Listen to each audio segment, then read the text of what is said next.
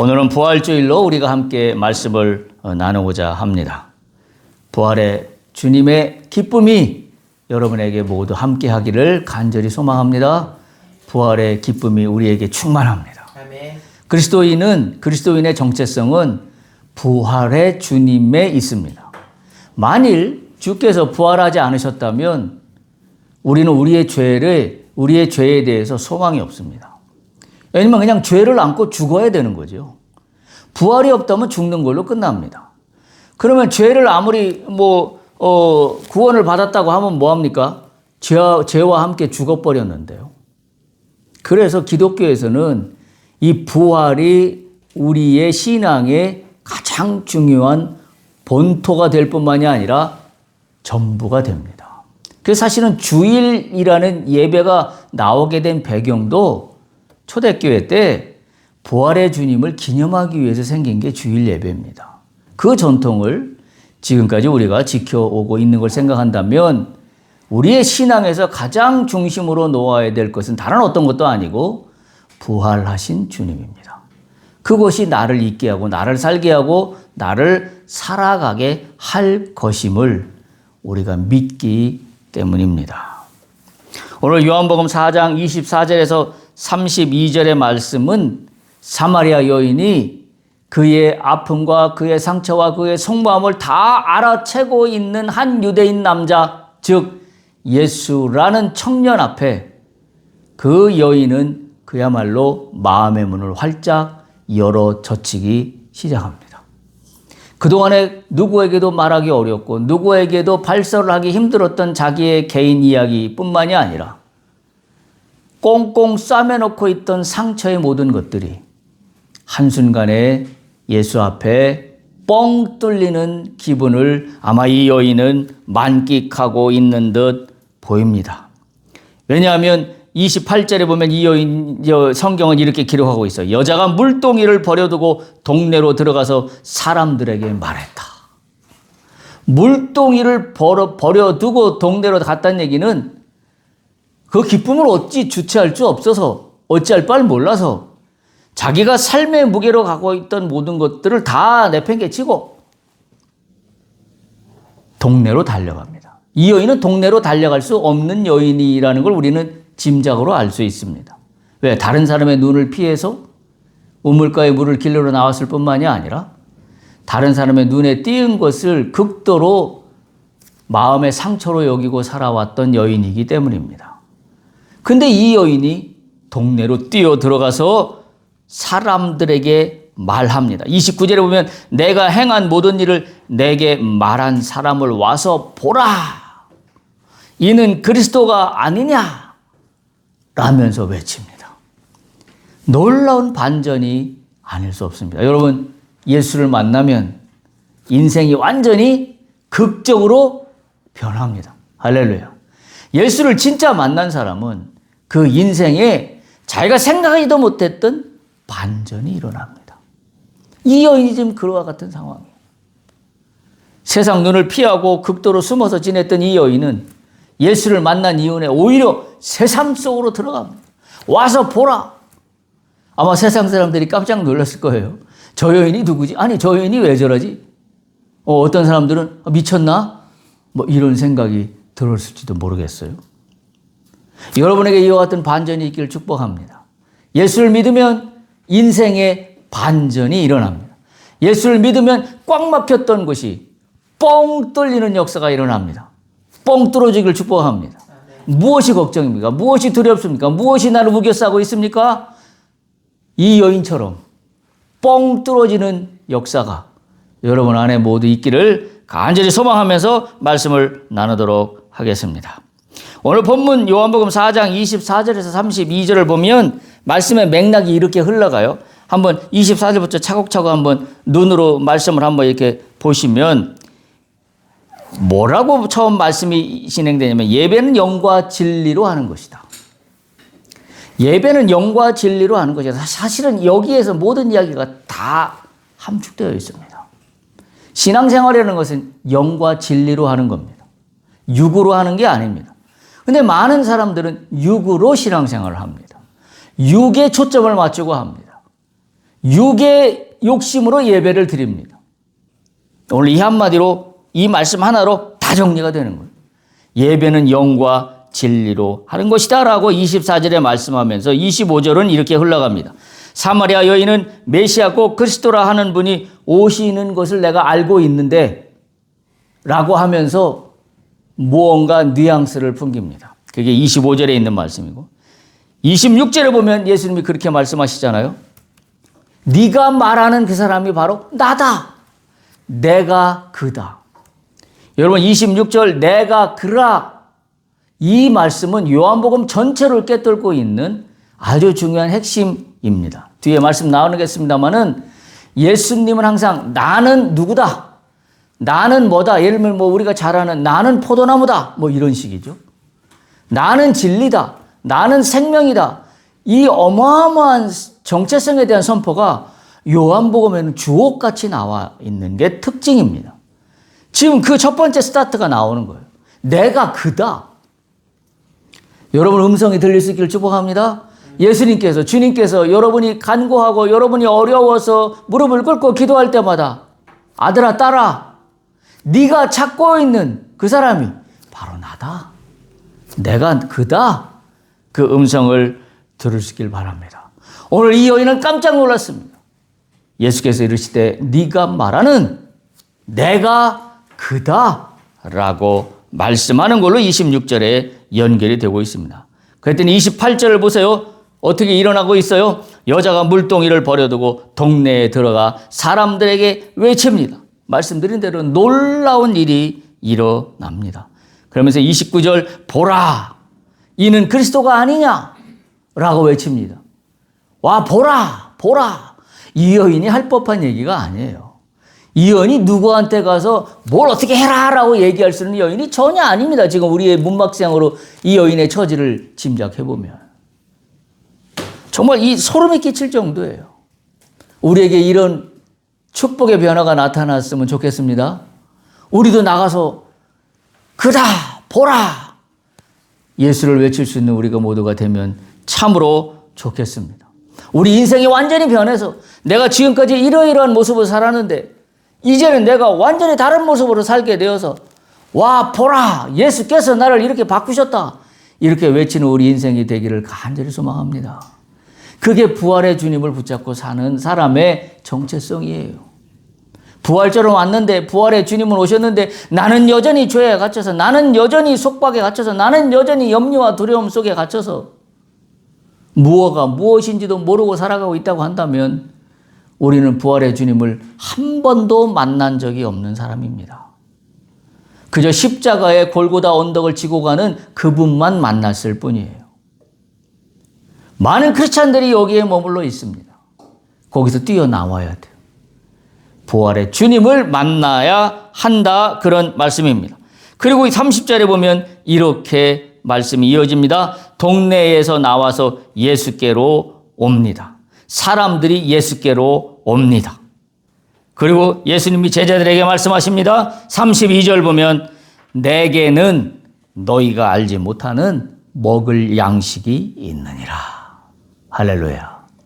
기억하세요 이 말씀. 내게는 너희가 알지 못하는 먹을 양식이 있느니라. 여러분 그 양식을 다 오늘 받아 배불리 먹기를 축복합니다. 예수님이 오늘 여러분 각자에게 주시길 원합니다. 부활이요 생명 되신 여러분이 세상 사람을 누구도 알지 못하지만 너희는 알지 못하지만 나에게는 먹을 양식이 있느니라. 이 축복이 우리에게 있기를 간절히 소망합니다. 그래서 제가 오늘 말씀의 제목을 이렇게 정했습니다. 이는 그리스도가 아니냐. 우리가 이것이 긴가 저것이 민가 혼란 가운데 왔다 갔다 할 때에도 여러분 이 말씀이 여러분 속에 기억되길 바랍니다. 오늘 주님이 말씀하신 것처럼 내가 그다. 아들아 딸아 내가 바로 그다. 라는 응답의 말씀이 있기를 바랍니다. 이는 그리스도가 아니냐. 이 여인의 외침을 오늘 우리의 말씀의 제목으로 삼아서 함께 나누도록 하겠습니다. 사마리아 여인을 말씀드린 것처럼 인생의 가장 뜨겁고 고통스러운 시간인 정오에 6시에 우물가로 나와 물을 기르러 나왔습니다. 남들의 눈을 피해서 자신의 부끄러움을 가리기 위해서 그저 하루를 버텨낼 물 한 바구니를 얻기 위하여 우물가에 나왔습니다. 우리의 인생도 그럴 때가 많습니다. 해결되지 않는 갈증, 반복되는 죄의 습관, 또 사람들에게 말 못할 상처, 이런 것들은 우리 인생 누구나 한 가지씩 이상은 안고 살아가는 사람입니다. 한마디로 우리는 생존의 물동이를 짐으로 지고 살아갑니다. 그런데 오늘 부활하신 주님은 그 무덤 속에 머물지 않고 가장 소외되고 메마른 우리의 이웃 사마리아 여인에게 우물가로 찾아오셨습니다. 주님은 나에게 찾아오십니다. 나에게 찾아오시는 주님을 만나기만 하면 됩니다. 오늘 이 여인의 스토리를 우리가 쭉 살펴보면서 이 여인이 주님을 만나 기쁨으로 환희에 차서 동네로 뛰어 달려가는 그 모습을 상상할 수 있길 바랍니다. 나의 모습이 그러해야 합니다. 나의 모습이 언제까지 갈증 나는 물 한 모금만 얻기 위하여 우물가에서만 서성거릴 겁니까? 맨날 우물가에서 물 한 모금 달라고 주님에게 이야기하는 걸로 한평생 신앙생활을 할 겁니까? 부활의 생명의 주님을 만나지 못한 결과입니다. 오늘 처음 예배 말씀의 시작을 했잖아요. 영과 진리로 예배하는 거라고. 우리는 신앙생활을 하지만 영과 진리 가운데 예배하는 거에 우리는 생명을 걸다기보다는 오늘 이 여인처럼 오늘 필요한 물 한 모금 얻기 위하여 우리는 교회에 나옵니다. 그리고 말씀을 봅니다. 그리고 기도를 합니다. 다 무엇으로 한마디로 뭉뚱이를 쓰냐면 생존의 우물가 앞에 바둥거리고 있는 나의 모습입니다. 거기에는 영원한 안식도 없고 기쁨도 없고 소망도 없습니다. 그저 오늘 먹을 물 한 모금이면 족하다라는 이 사마리아 여인과 똑같은 우리의 신앙생활의 반복되는 패턴 가운데 있습니다. 이 여인이 우물가에 물을 기르러 한두 번 나왔겠습니까? 매일 반복되는 일입니다. 우리가 신앙생활하면서 우리가 이 땅 가운데 살아가면서 우리가 하는 일들이 매일 반복되는 일들 속에 그저 오늘 필요한 생존의 물 한 바구니 얻기 위한 그 몸부림에 지나지 않는다면 오늘 부활의 주님을 만나기를 축복합니다. 부활의 주님을 만나면 우물가를 뛰쳐나갑니다. 우물가가 전부가 아니라는 것을 알게 됩니다. 우리는 아직도 우물가가 전부입니다. 우물에 있는 물 한 모금이 전부예요. 우리는 그것이 전부라고 여기고 신앙생활을 합니다. 오늘 이 여인을 보십시오. 그것이 전부가 아닌 걸 깨닫습니다. 그리고 물동이를 버려두고 동네로 뛰쳐 달려갑니다. 그리고 외칩니다. 와서 보라. 이는 그리스도가 아니냐. 참으로 놀라운 이야기의 반전이 아닐 수가 없습니다. 주님은 그럼에도 불구하고 생존의 물동이를 쥐고 있는 우물가에 찾아오십니다. 우리를 외면치 않으십니다. 우리는 생존의 물동이를 쥐고 살아가는 그곳에 주님은 찾아오십니다. 그럼 뭘 해야 됩니까? 물 한 바구니 주는 것만 기다리고 있는 우리의 모습입니까? 마치 38년 된 중병자가 연못가에 와서 물이 도는 것을 기다려서 거기 들어가기를 순번을 기다리며 하는 일만 계속 38년째 계속하고 있을 겁니까? 오늘 이 여인은 우물가에 매일매일 한 바구니의 물을 얻기 위하여 정오마다 물을 길러 나옵니다. 어찌 보면 우리의 신앙생활, 우리의 삶의 패턴과 별로 다를 바가 없는 인생의 모습입니다. 그런데 오늘 이 반전의 축복이 여러분에게 임하기를 바랍니다. 부활의 소망이 여러분에게 있어서 내가 오늘도 간구하고 있는 우물의 물 한 바구니가 나의 갈증을 채워줄 수 없다는 것을 오늘 진리 가운데 영 가운데 발견하는 시간이 되어야 합니다. 그때 우리에게 참 소망이 있습니다. 예수님은 우리에게 어떤 주님으로 오셨을까라고 살펴보면 첫 번째 예수님은 영과 진리로 찾아오셨어요. 오늘 24절 말씀했잖아요. 영과 진리로 예배한다. 예수님은 영과 진리로 찾아오십니다. 영과 진리로 찾아왔다는 얘기는 시간과 공간을 초월해서 찾아오셨다는 이야기입니다. 육으로 찾아오셨다면 시간 속에 갇혀있고 공간 속에 갇혀있을 겁니다. 그런데 예수님은 말씀하십니다. 예배하는 자는 모두가 다 영과 진리로 예배할지니라. 영과 진리로 예배했다는 얘기는 영과 진리로 오시다는 이야기고, 영과 진리로 오시다는 얘기는 시공간에 갇혀있지 않은 주님입니다. 부활하신 예수님은 더 이상 유대 땅이나 사마리아 그리심산 속에 갇혀있는 분이 아닙니다. 주님은 영이십니다. 하나님은 영이십니다. 그래서 2000년 전에 있었던 이 사건이 2026년 오늘 우리의 삶의 현장에 그대로 적용될 수 있는 이유는 바로 주님은 영이시기 때문이에요. 육으로만 계시지 않기 때문입니다. 그와 같은 상황 속에서 우리 예배 가운데 임재하고 계신 주님인 것을 우리가 오늘도 발견할 수 있어야 합니다. 주님이 원하시는 것은 부활절의 화려한 장식이 아니라 주님이 원하시는 것은 진리와 영으로 예배하는 데에 있습니다. 영과 진리로 예배할 때 주님은 우리와 함께 하십니다. 그리고 우리의 속에, 그리고 우리의 삶 속에, 그리고 우리의 생각 속에 주님이 통치하시기 시작합니다. 여러분, 진리가 뭘까요? 세상에서 진리는 뭐라고 얘기하나요? 어떤 위대한 논거나 이론이나 사상을 진리라고 이야기합니다. 여러분, 기독교에서 진리는 뭘까요? 성경 말씀? 뭐라고 이야기할 수 있을까요? 반드시 기억하세요. 기독교에서 진리는 예수 그리스도가 진리입니다.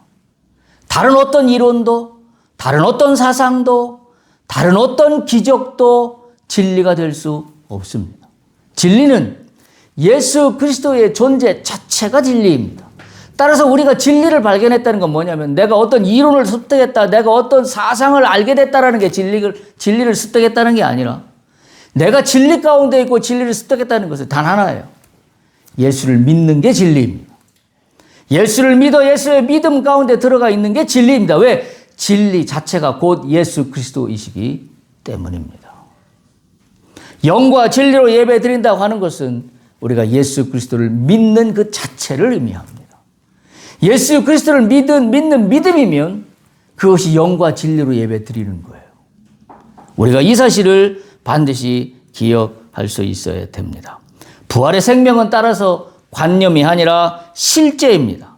영으로 우리 곁에 계신 주님을 내가 인격적으로 대면하고 만날 때 우리의 근원적인 영혼의 갈증은 깔끔하게 해결되게 됩니다. 로마서 1장 4절에 보면 이렇게 기록되어 있습니다. 성결의 영으로는 죽은 자들 가운데서 부활하사 능력으로 하나님의 아들로 선포되셨으니 곧 우리 주 예수 그리스도라. 그러면서 우리가 뒤에 보지만 요한복음 14장 6절에 보면 우리가 너무나 잘 아는 말씀이 있어요. 예수께서 이르시되 내가 길이요 진리요 생명이니 나로 말미암지 않고는 아버지께로 올 자가 없느니라. 예수님 뭐라고요? 예수님은 길이요. 아까 내가 그라 하는 패턴이에요. 예수님은 길이다. 예수님은 진리다. 예수님은 생명이다. 요한복음의 특징입니다. I am 이라는 에고에임이라는 말의 의미가 됩니다. 그래서 예수님을 믿는 자체가 곧 길로 나가는 길이요, 진리로 나가는 길이요, 생명으로 나가는 길입니다. 또한 오늘 이 여인의 말씀 속에서 이 여인과의 대화 속에서 우리가 깨닫는 부활의 의미는 내가 그라 라는 주님의 음성입니다. 오늘 부활의 주님이 나를 부르시는 나에게 향해서 말씀하시는 아들아 딸아 뭘 그렇게 찾냐? 내가 바로 그다. 네가 찾는 그다. 라는 음성을 들을 수 있기를 축복합니다. 여인은 메시아가 오시면 모든 갈등과 문제가 해결될 것이라고 막연히 기대하고 있었습니다. 요한복음 4장 25절에 보면 이렇게 기록하고 있어요. 여자가 이르되 메시아 곧 그리스도라 하는 이가 오실 줄을 내가 아노니 그가 오시면 모든 것을 우리에게 알려주시리이다 라고 여인이 고백을 해요. 이 여인은 그리스도가 오시면 자신의 모든 문제가 다 해결될 수 있을 거라는 막연한 기대를 갖고 살아가고 있는 여인입니다. 그랬더니 예수님이 뭐라 그래요? 내가 그다. 여러분 오늘 이 음성 들어야 돼요. 내가 그다. 아들아 딸아 내가 그다. 주여 내가 오늘도 생존에 주여 오늘도 내가 생존의 우물가 앞에서 물 한 모기를 얻기 위해서 갈증하며 38년 중풍 경자가 연못이 돌아가는 것을 기다린 것처럼 나는 오늘도 이 물 한 바구니를 얻기 위해 내가 기다리고 있나이다 라고 애쓰고 애쓰는 우리의 삶의 현장 속에서 아들아 딸아 네가 찾는 바로 그는 나다 라는 음성을 여러분이 들을 수 있기를 바랍니다. 출애굽기에도 보면 하나님이 자신을 드러내실 때 썼던 용어가 바로 이거예요. 에고 에이미, 내가 누구다. 출애굽기에 보면 우리가 너무나 잘 아는 말씀이 있죠. 나는 스스로 있는 자다. 그 패턴이 오늘 요한복음에 그대로 예수님으로 이루어지고 있는 현장입니다. 부활의 주님은 예나 오늘이나 내일이나 영원토록 동일하신 하나님 그분이십니다. 우리가 주님 너무 힘들어요 라고 할 때 주님이 말씀하십니다. 내가 여기 있다. 여러분 그 음성을 듣기를 소망합니다. 주님 우리 앞길이 너무너무나 막막해요. 어찌할 바를 모르겠어요. 내가 크다 라는 음성을 들을 수 있기를 바랍니다. 여러분 마가복음에 보면 예수님이 물 위에 걸어오시는 사건이 있어요. 제자들은 물 위에 걸어오시는 예수님을 보고 유령인 줄 알았습니다. 그때 예수님이 마가복음 6장 50절에 보면 이렇게 기록되어 있습니다. 그들이 다 예수를 보고 놀람이라. 이에 예수께서 또 그들에게 말씀하여 이르시되 안심하라. 내니 두려워하지 말라. 오늘 이 말씀이에요. 우리가 삶의 무게로 지쳐서 어찌할 바를 모르고 내가 무엇을 할지 막막하고 내가 앞길이 깜깜하게 보일 때에 주님의 음성이 바로 그겁니다. 안심하라 아들아 딸아. 내니 두려워하지 말라. 네가 찾는 그가 바로 나다. 이 말씀을 오늘 주님은 우리에게 하고 계십니다. 따라서 부활의 주님을 만난다는 것은 막연한 종교적 기대를 갖는 것이 아니라 지금 내 곁에서 내 이름을 부르시는 바로 그분의 음성을 듣는 겁니다. 내가 그라. 오늘 이 음성이 여러분에게 있기를 간절히 바랍니다. 세 번째, 부활의 주님은 물동이를 버려두게 합니다. 오늘 여인이 했던 것처럼 환희입니다. 물동이를 버려두고 동네로 들어간 이 여인입니다. 물동이는 어떤 의미를 갖고 있나요? 이 여인의 생계 자체입니다. 이 여인의 생존을 설명해 주는 단 하나의 키워드예요. 이 여인이 어떻게 살고 있는지 이 여인의 인생의 스토리를 이야기해 주고 있는 핵심 키워드는 물동입니다. 왜? 이 여인은 매일매일 얻을 물을 얻기 위하여 정오에 물을 기르러 우물가에 나오는 여인이었습니다. 따라서 이 물동이는 한마디로 이 여인이 손에서 뗄래야 뗄 수 없는, 어찌 보면 집착하지 않을 수 없는 그 어떤 겁니다. 이것을 놓는 순간 자기는 죽음과 똑같다라고 여길 수 있는 바로 그것입니다. 동시에 물동이는 사람들의 시선을 피해야만 했던 수치심의 상징이기도 합니다. 이 여인에게는. 왜냐하면 남의 눈을 피해서 물동이를 들고 나오는 삶이었기 때문입니다. 그런데 어떤 일이 일어났어요? 오늘 성경은 버려두었다고 이야기하고 있습니다. 버려두었습니다. 그녀는 물동이를 버려두고 동네로 뛰어 들어갔습니다. 왜 물동이를 버려뒀을까요? 이유는 단 하나요. 자기의 생존의 그 가치보다 더 큰 것을 발견했기 때문입니다. 내가 알고 있던 것보다 더 큰 것을 발견하면 이전에 알고 있던 것은 버리게 되어 있습니다. 버리는 게 당연합니다. 부활의 주님을 만난 사람은 세상의 결핍에만 더 이상 매여 있지 않습니다.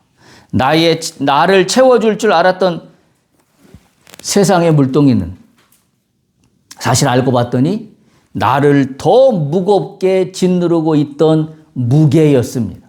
짐이었습니다. 이것을 가볍게 하는 거에는 나는 알지를 못했습니다.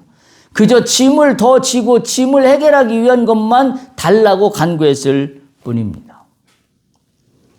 짐의 문제를 해결하려면 물동이를 버려야 합니다. 물동이를 버려 그러면 주께서 주시는 그 놀라운 은혜가 우리에게 들어오게 됩니다. 여러분 베드로와 안드레 기억하시지요? 갈릴리 바닷가에서 첫 예수님이 제자로 부르실 때의 현장입니다. 그때 나를 따르라는 말씀을 듣고 그들은 어떻게 했다고 성경에 기록하고 있냐면 그물을 버려두고 즉시 예수님을 쫓았다라고 마태복음 4장 19절에서 22절에 기록하고 있습니다. 또 알페오의 아들 레이라고 하는 마테오가 세관에 앉아 있는 걸 예수님이 지나가시다 보십니다. 그때 나를 쫓으라 라고 하시는 말씀에 그 세관도 그 하던 일들을 버려두고 예수를 쫓았습니다. 여러분 성경에서 모든 인물들의 기적들은 그들의 인생의 삶의 완전한 반전은 물동이를 버리는 겁니다. 자신이 하고 있는 물동이의 집착으로부터 벗어나는 겁니다. 나는 물동이를 어떻게 붙잡고 있나요? 어떤 욕심으로 붙잡고 있나요? 어떤 가치로 붙잡고 있나요? 여러분 오늘 그 가치를 발견해야 됩니다. 나의 물동이는 무엇이었는가? 그렇다고 여러분에게 직업을 버려라 하던 일을 다 그만둬라는 이야기가 아닙니다. 나는 이 직업을 어떤 가치로 여기까지 왔는가? 그게 물동이에요. 나는 이 직업을 나의 삶의 무게로 여기고 내가 어떻게 왔는가? 그럼 그 무게의 그 짐은 무엇이었는가라는 거에 대해서 여러분이 버려야 합니다.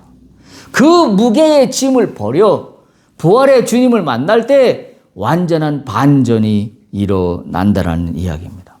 부활한 성도의 삶은 이와 같은 삶을 말하고 있기 때문입니다. 우리가 생존의 물동이라는 얘기는 그 안에 뭐가 있냐면 무거운 죄의 물동입니다. 그리고 염려의 물동입니다. 그리고 두려움의 물동입니다. 여러분 두려움과 염려와 죄로 가득 찬 물동이를 지고 한평생을 살아갈 때 거기에 어떤 소망이 있겠습니까?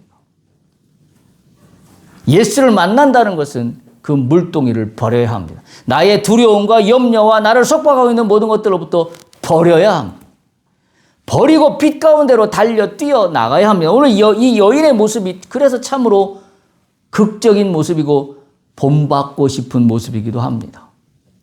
그가 그렇게 집착 가운데 붙잡고 있던 물동이를 그 여인은 버려두고 동네로 뛰쳐나갔기 때문입니다. 부활의 기쁨은 우리 손에 쥐고 있던 낡은 것들을 놓아버릴 용기를 우리에게 줍니다. 로마서 6장 6절에 보면 우리가 알거니와 우리의 옛사람이 예수와 함께 십자가에 못 박힌 것은 죄의 몸이 죽어 다시는 우리가 죄에게 종 노릇하지 아니하려 함이라. 옛사람의 모습에서 종 노릇한다는 것은 우리가 두려움과 염려와 걱정과 근심으로 그대로 두고 있으면서 신앙생활하는 것을 이야기합니다. 여인은 그 모든 무게로부터 해방되었습니다. 또한 오늘 요한복음 본문의 말씀을 통하여 우리에게 주시는 부활의 의미는 32장에 32절에 말씀하셨던 바로 그 말씀이에요. 이르시되 내게는 너희가 알지 못하는 먹을 양식이 있느니라. 주님이 우리에게 주시는 건 우리가 알지 못하는 먹을 양식을 부활의 주님은 우리에게 주실 수 있습니다. 성경에 보면 오늘 본문에 보면 제자들이 먹을 것을 가져왔지만 예수님은 내게는 너희가 알지 못하는 먹을 양식이 있느니라. 무슨 이야기예요? 제자들은 아직도 육신의 눈으로 주님을 따르고 있습니다. 제자들은 아직도 그들이 먹을 양식이 육적인 양식밖에 없다는 것을 단적으로 드러내고 있습니다. 그런데 부활의 주님은 어떤 주님이었어요? 영이요, 진리요, 길이요, 생명이라고 성경은 이야기하고 있습니다. 그 주님을 만난다는 것은 육적인 양식만을 의미하지 않습니다. 오히려 육적인 양식을 해결하기 위해서는 우리가 알지 못하는 주님만 주실 수 있는 먹을 양식을 우리는 먹어야 합니다. 그게 어떤 양식이요? 영의 양식이요. 그게 진리의 양식이요. 생명의 양식인 겁니다. 그 양식을 먹을 때 우리에게 길이 열립니다. 그 길은 어떤 길이냐면 주님이 제시하시는, 주님이 역사하시는 바로 그 길로 우리를 인도하십니다. 부활의 주님을 만난 사람에게는 그래서 새로운 에너지원이 생깁니다. 왜? 세상 사람들은 알지 못하는, 나도 예전에는 알지 못했던 주님만이 가지고 계신 먹을 양식을 우리에게 주시기 때문에 부활의 주님을 만난 사람마다 완전히 새로운 에너지원이 솟아납니다. 그거는 뭐라고 설명할 수가 없어요. 그것은 무슨 육으로 뭐 영양제를 먹어서 뭐 신진대사가 활발해졌다는 것도 아니고 뭐라고 표현할 수가 없습니다. 단 우리가 성경을 통해서 해석할 수 있는 건 영과 진리의 양식입니다. 주님은 그것을 주십니다. 완전히 새로운 에너지입니다. 여러분 이 여인을 보세요. 물 안 먹으면 생존이 어려웠던 그 여인이 물동이를 버려두고 동네로 뛰쳐나가서 외쳤다는 얘기는 이 여인에게 완전히 새로운 에너지원이 생기는 겁니다. 아, 내가 지금까지 우물가에 있는 물만 길어서 먹는 것이 나를 살리는 길이라 생각했는데 이게 전부가 아니었구나. 그 여인도 이해할 수 없는 새로운 에너지가 그 여인의 몸속에 솟아내서 뛰쳐나가는 겁니다. 그리고 용기가 생겼습니다. 그리고 세상 사람들을 향하여 외쳤습니다. 와서 보라, 이가 그리스도가 아니냐. 여러분 새로운 에너지가 여러분에게 생기길 축복합니다. 부활의 주님을 만나면 주님이 주시는, 그러나 세상은 알지 못하는 먹을 양식이 주어진다는 사실입니다.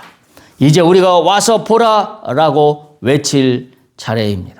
부활절 아침에 우리에게 주시는 메시지는 명확합니다.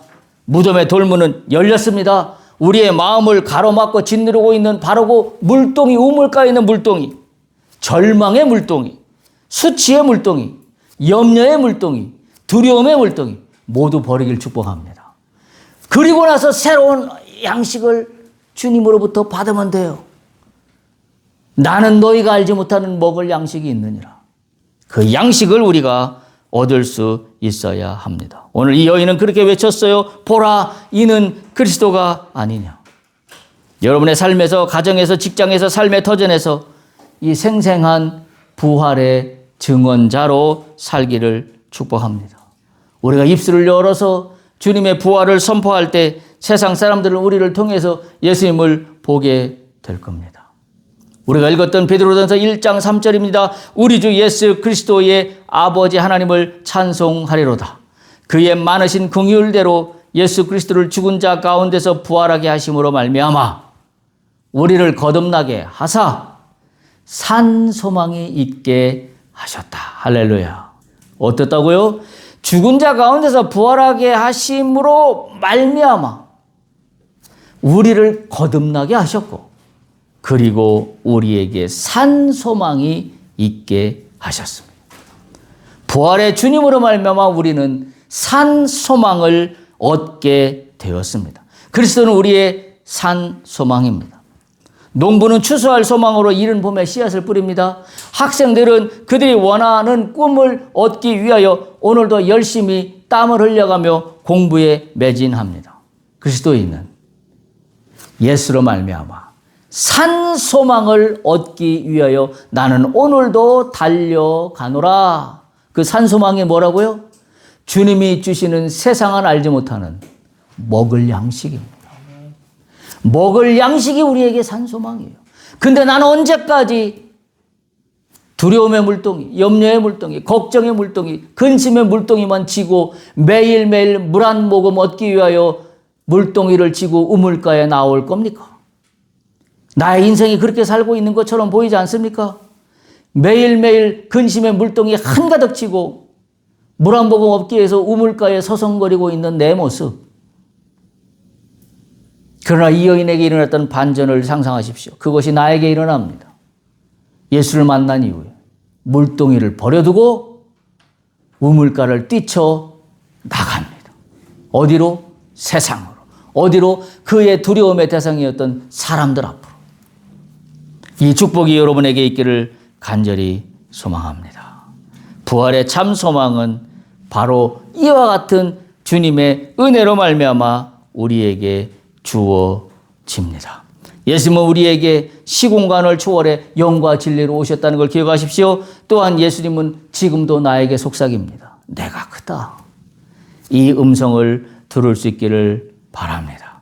여러분에게 내가 크다라고 임하시는 주님의 음성을 듣고 만날 수 있기를 간절히 소망합니다. 세 번째 부활의 의미는 물동이를 버려두게 하는 환희입니다. 내 생존의 물동이, 내 근심의 물동이를 이 여인은 버려두었습니다. 부활의 기쁨은 우리 손에 쥐고 있던 낡고 버려야 할 모든 것들을 놓아버릴 용기를 허락합니다. 왜 용기를 줘요? 세상을 알지 못하는 먹을 양식이 주님으로부터 주어지기 때문입니다. 우리는 그래서 이 알지 못하는 먹을 양식을 통하여 승리를 얻게 됩니다. 새로운 영의 양식입니다. 부활의 주님을 만난 사람만이 먹을 수 있는 양식입니다. 나의 옛사람으로는 도저히 이해도 납득도 되지 않는 그것이 무엇인지도 손에 잡히지도 않습니다. 그러나 부활의 주님을 만나면, 부활의 주님을 내가 영접하면 이 새로운 양식은 우리의 에너지가 됩니다. 죽음을 이기고 승리하신 주님이 바로 그분 예수 그리스도이고, 바로 그분 예수 그리스도는 나의 주님이십니다. 나의 부활의 주님입니다. 내 인생의 반전의 주인공이십니다. 나를 당신의 삶 가운데로, 당신의 능력 가운데로 이끄실 바로 그분이십니다. 오늘 바로 그분 예수 그리스도를 만나는 시간이 되기를 소망합니다. 그리스도께서 다시 살아나셨습니다. 할렐루야.